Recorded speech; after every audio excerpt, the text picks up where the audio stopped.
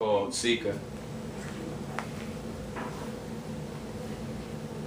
I knew this cat named Sika who was in search of something deeper.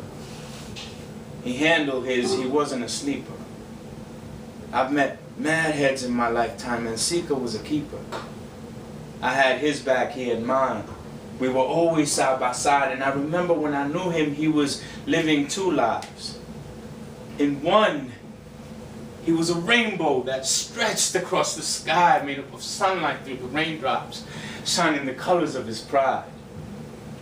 In the other, he had to hide, keeping the truth inside, while longing for the day that he didn't have to live a lie.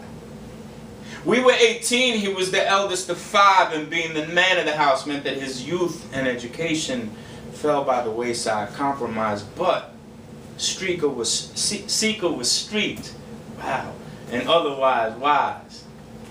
You see, he taught himself to read by sounding out the street signs the way he read street signs to himself in his mind. And his motto was, only the strong survive, only the strong survive. Sometimes he'd say it as he'd mush me, and then he'd look at me and smile. He said it on that one day. That one day was a Sunday. That Sunday was Gay Pride Day. Gay Pride Day in the Sunday. Having fun day, getting someday. It was you don't have to hide day. Take your shirt off, show your pride day. Wave your rainbow colored flag day. Not 5 kids, 1 crib day, but scan for ass at the parade day. Making out with other dudes day. The cameras panning through the crowd day. The Sunday evening news played. His mother saw him on TV, and now she knew that he was gay. I couldn't offer him a place to stay. When he got home, he was disowned. The man of the house was now dethroned. The last thing he ever heard his mother say was, "No quiero ir a maricón." I knew this cat named Sika who was in search of something deeper, but what he found was something like a phenomenon. Something like a phenomenon. I'm talking about kids selling their bodies on the streets they live on.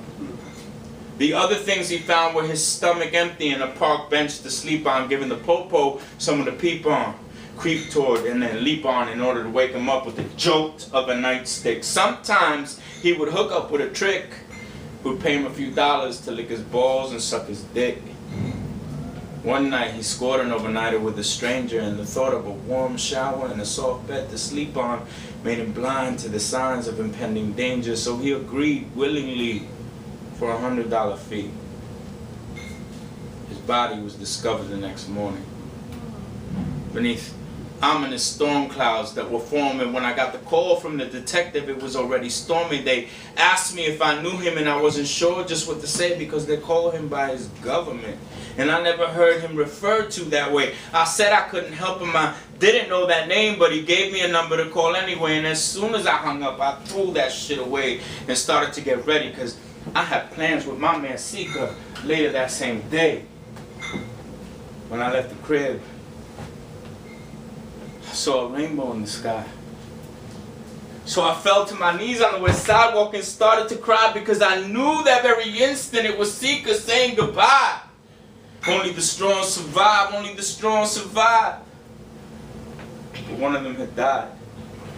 I guess he no longer seeks the day he doesn't have to live a lie, a lie, a lie.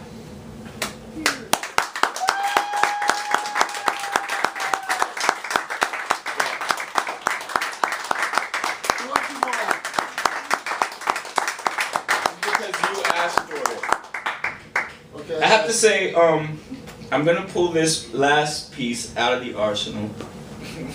Yes! Because Marvin asked for it. Yes! And because it is Gay Pride. I'm part of an all Latino poetry collective. It's called Grito De Poetas. And this piece was sort of written on a dare. One of my collective brothers calls me macho gay, right? And he's like, you know what, you need to write this super duper flamingo flaming piece. So I wrote this piece called Eye Candy, and makes me laugh every morning. how about I fuck this one up?